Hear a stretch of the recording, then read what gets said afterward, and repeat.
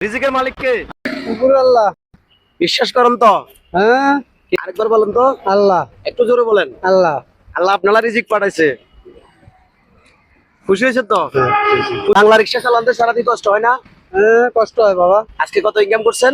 আজকে এই তো আমার সকাল 8টায় করে একটু বাইরেছি। দিকে সাইড করেন, আপনার সাথে একটু কথা বলি। সকাল 8টায় বাবা বাইরেছি। এই কদিন তোমার তো অসুস্থ ছিলাম, জি গাড়ি চালাইতেই নেই। জি। আজকে 8টা বাজে গাড়ি নিয়ে বাইরেছি। হ্যাঁ। এই তো আমার 350 টাকা ভাড়া মারছি, 50 টাকা খরচ হয়েছে। ও, গাড়ি কি নিজের? না, 100 টাকা জমা। 100 টাকা ভাড়া। আচ্ছা, তো আপনার পরিবার এখানে কে কে থাকে? আমার পরিবার ধরেন পোলাপান সবই আছে, যার যার সংসার নিয়ে হয়ে আছে। আপনারা কেউ দেখে না?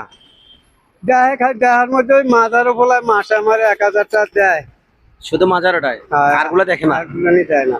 এই অবস্থায় আছি বাবা। এখন কি অসুস্থ আছেন নাকি আপনি? হ্যাঁ, আমি তো অসুস্থই, গাড়ি মাথার সমস্যা, গাড়ি চালাইতেই না। আচ্ছা, মাথার সমস্যা নাই। এখন পরিবার চালাতে চাচি আসেনি? হ্যাঁ, চাচি আছে?